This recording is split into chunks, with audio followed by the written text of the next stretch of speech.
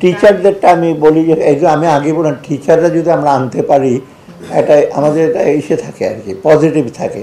টিচাররা একটু বলে যে আসছে, সাংবাদিক তো আপনাদের আরও ইম্পর্টেন্ট লোক আনতে পারে, একটু দেখেন যে তাড়াতাড়ি করে যে এটা আই অ্যাগ্রি যে আপনার ওটা আমাদের একটু ইসে হয়েছে আর কি।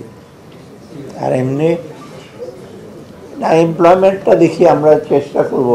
আর আত্মকর্মসংস্থানটাও একটা ভেরি ইম্পর্টেন্ট। প্রায়োরিটি লিস্টে আমার ইকোনমিক স্টেবিলিটি, ব্যাংকিং সেক্টর, অর্থ এটাকে আবার আরও সুসংহত করা, পুঁজিবাজারটাকে ডেভেলপ করা। একটা জিনিস ইন্স্যুরেন্সগুলো আমি দেখছি সেখানেও অনেক সমস্যা আছে, সেটাকে চেষ্টা করা। আর আমার এনবিআরটা ডেফিনেটলি আমরা জানেন, এনবিআরটা তো আমরা দুই ভাগে ওটা রিঅর্গানাইজ করা, রিঅর্গানাইজ না, ওটা দুইটা ভাগে আমরা, আমি ডিসেম্বরের মধ্যে হয়তো আপনারা দেখতে পাবেন নূতন রূপে। এনবিআর নাম থাকবে না, তখন থাকবে কি রাজস্ব ব্যবস্থাপনা বিভাগ, হয়তো সাইনবোর্ডটা অন্যরকম হতে পারে আর কি। এটা আমরা করব। আর পলিসিতে কিছু চেঞ্জ হবে, এটা তো আমরা এটা যে ট্যারিফ সে পলিসি, হ্যাঁ এমপ্লয়মেন্ট ব্যাপারে আমরা চেষ্টা করছি যে দুইটা দিকে, একটা হলো এটা স্কিল, কতগুলো প্রকল্প আছে স্কিল ডেভেলপমেন্ট, আর সাথে সাথে যে মার্কেট শুধু বাংলাদেশের না বাইরের মার্কেট এক্সপ্লোর করা। আর সেকেন্ড হলো এখানে সেলফ এমপ্লয়মেন্টটা জেনারেট করা, এইটা আসা। কারণ এমপ্লয়মেন্টটা আপনি জানেন লেবার মার্কেটে প্যারাডক্স আছে একটা। প্যারাডক্সটা কি?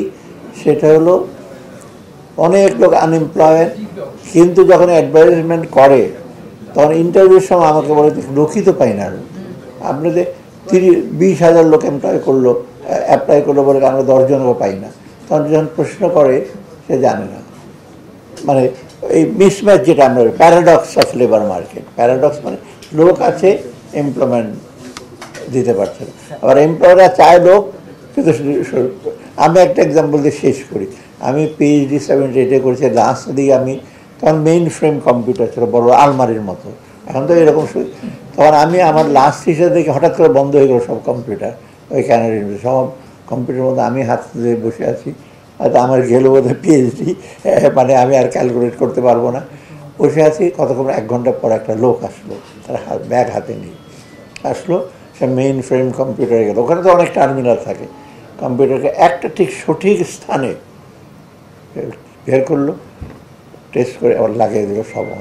তা আমি বললাম আমার দেশের মিস্ত্রি আমার বাসায় রেফ্রিজারেটর ঠিক করে, আচ্ছা প্রথমে রেফ্রিজারেটর খুলবে, টান মারে খুলবে, সুইচটা খুলবে, কত স্যার এটা তো এখানে তো ঠিক হয় না, এটা বোধহয় আপনার মেইন করে কাট আউটটা নষ্ট। আমাকে আপনি মিস্ত্রি হিসেবে আপনি পুরো আপনার রেফ্রিজারেটর খুলে ফেললেন। তো ওই লোক কিন্তু পুরো কম্পিউটার সিস্টেম খুলে ফেল, হি ইজ ফোকাস, ও ডায়াগনোসিস করে বুঝেছে কোন জায়গায় গন্ডগোল, দিস ইজ। আর আমার দেশে কম্পিউটার জিজ্ঞেস করেন সো কল্ড এক্সপার্ট, তারা বলবে দেখি কোথায় আছে আপনার কম্পিউটার নিয়ে টানাটানি করবে। আমার তো একবার ল্যাপটপ নিয়ে খুলে টুলে ফেলে আর লাগাইতেই পারে না, মানে ওই এক্সপার্টাইজ না হলে তো আপনি ইস্যু করতে পারবেন না। এটা আমাদের দোষ।